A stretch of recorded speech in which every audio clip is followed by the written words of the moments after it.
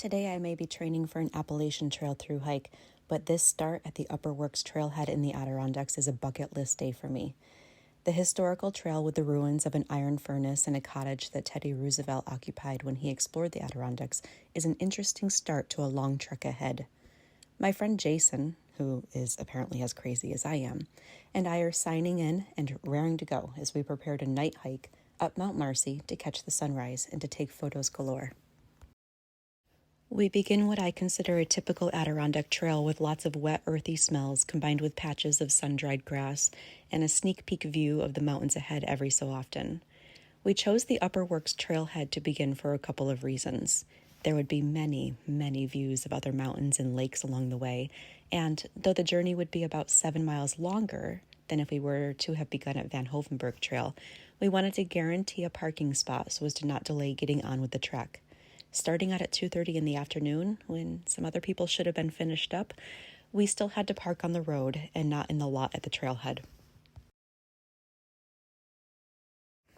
The David Henderson Memorial Monument keeps the trail interesting. This Scottish man is credited for many written descriptions of the high peaks. He passed away when a gun misfired during one of his scouting ventures. Another interesting highlight in the ADK is all the balance beam circus acts that we must do to cross water and muck. I say thank you to my trekking poles for the added security to not embarrass myself with a fall and be a decorated mud monster so early in the trip. We both make it safely across, and then we stop at a lean-to for a snack exactly 5 miles into the trip. I am keeping it classy as I register for a second time to declare that we do indeed plan to get up that mountain tonight, come what may. Along the way, we start to see Mount Colden in the distance, which looks beautiful and massive and just reminds us that Marcy, being the tallest mountain in New York State, will be even more beautiful and massive. As we trek along, we are gifted with so many different types of terrain and views and water to take in. I do not take it for granted that I can do trips like this. This is a bucket list item for a reason. A mile in the Adirondacks is definitely not a mile walking down the street and can sometimes take an hour and a half to do. The entire way I'm offering gratitude for the tricky terrain, the awe-inspiring views, and my body that says yes, things like this are okay to do. I pep talk myself for the night to come. Melanie, your body can do it in the daylight, one step at a time. It will be no different in the dark, just one step at a time. We were surprised by the number of waterfalls we got to see as they were not in the Calamity Brook trail description. Here, a brook can be a single stream of water or be as wide as a river. We also get to see ice blocks, which means it's still cold at the top, and ladders to climb. Blanket of night happens quickly, and we pause to cowboy camp at 9:30 p.m. with the alarm set for midnight to begin to hike again. Neither of us really slept as we wondered about bears at every single sound. Time to roll up the sleeping bag and get on with the hiking.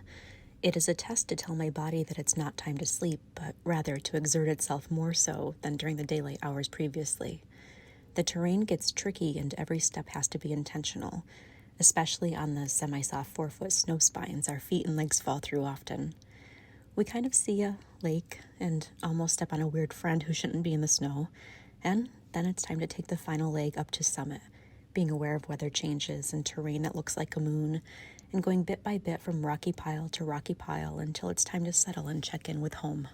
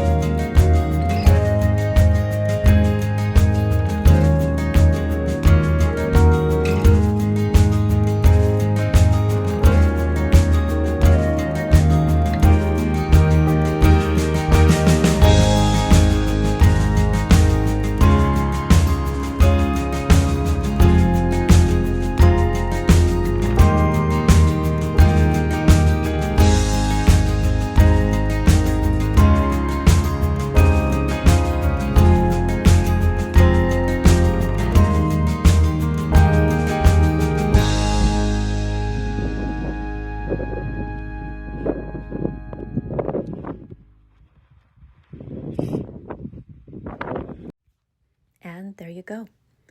That was the 360-degree view of sunrise at Mount Marcy. It was cold and blustery and pretty darn hard to be up there for a few hours, but worth every moment for this bucket list venture. Now it's time to come back down the mountain and see what we missed in the dark on the way up. Jason made comment that it's a good thing we went up in the dark, carefully, as it felt like we were on the edge of the world for much of the coming back down. I kept looking back to where we had come from and said little thank yous for the magnitude I just got to witness, and then looked forward to the trek back, including Lake Tear of the Clouds, which was the lake we kind of saw in the dark. As with every out and back hike that I do, I now utilize the time to catch little details that I may have missed along the way. Snow and bodies of water, waterfalls, tricky rocky terrain, bridges, and tiny flowers will all keep me occupied as my feet start to feel like they are getting eaten up by the rocks and the fatigue sets in from pulling an all-nighter. I did get a little clumsy and fell a couple times, laughing at the cold water, feeling great in the now again hot weather. What a difference from the blustery at the top at the summit. My spirits stay high, but Jason also got to see a whiny side of me that wanted to throw her trekking poles at something as the miles back stretched on. Still, so worth it. Trips like this let you know what you're capable of. Sometimes I'm shocked at the wild child aspect of invincibility that comes out in my personality as I say hard yes to adventures like this, both on the mountains and now in my personal life back home.